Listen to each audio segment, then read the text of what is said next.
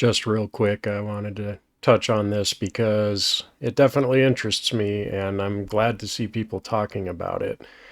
Um, I just hope that continues to be the case and we keep waking up because I feel like that's pretty By important right now. outlining, in your estimation, well, by making the case that there is something that's under attack or a set of things that are under attack, and you concentrate on free speech, faith, and family. And so I guess the first obvious question is, why do you believe that we're under attack, so to speak? Why that metaphor? Under attack by what? And why did you pick those three principles as the central focus of your alert and your defense? Great question, and it's so good to sit down and talk to you. So thank you for having me as a guest. I'm honored to be here. Listen, I've I've been doing this for a long time, as have you, and I've been dealing with the public for a long time and listening to their questions. We get tens of thousands of emails, writing in, and I've noticed that they've really changed across time.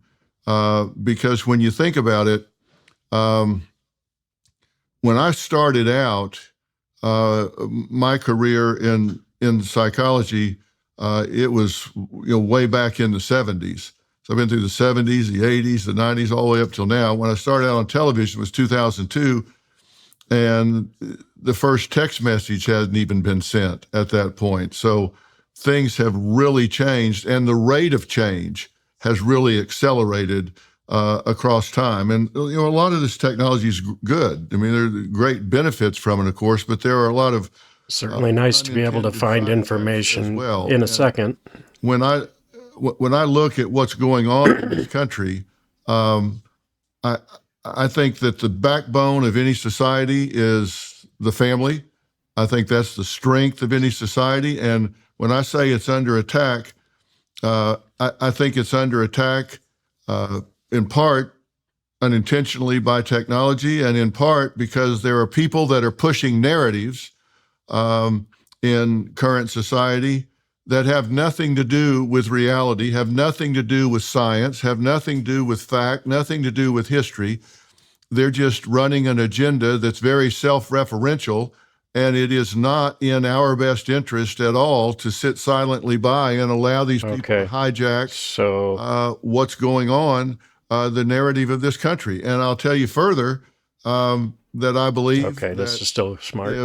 if we don't speak up, I call it the tyranny of the fringe. I think if we don't speak up, they're going to hijack and absolutely and start taking over. They're going to take over language. They're going to take over. They already are. Priorities and how those priorities are pursued. And I hear them talking about things that I think could absolutely undermine society, like this equality. Oh, we're breaking down America concept. Bit by bit right now. To me, I can't think of anything more destructive to a society than teaching everybody that we're going to work towards an equality of outcome. That's been tried. We've got 100,000 corpses to prove that doesn't work. And so I think that... well, okay, let's just pause right there. We'll touch back on that possibly. But yeah, I think he's hitting the nail right on the head. I mean, I always find myself talking about, so woke it's broke. That is definitely a thing that I've been experiencing. And the pushing of false narratives and my personal truth, as if that holds any water whatsoever. I actually lost a job based on, somebody's personal truth or what they felt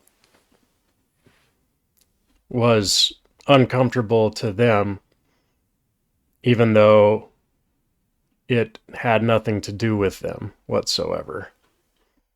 I don't know, that's kind of a complicated situation, but let's just say that I've been burned by the woke movement.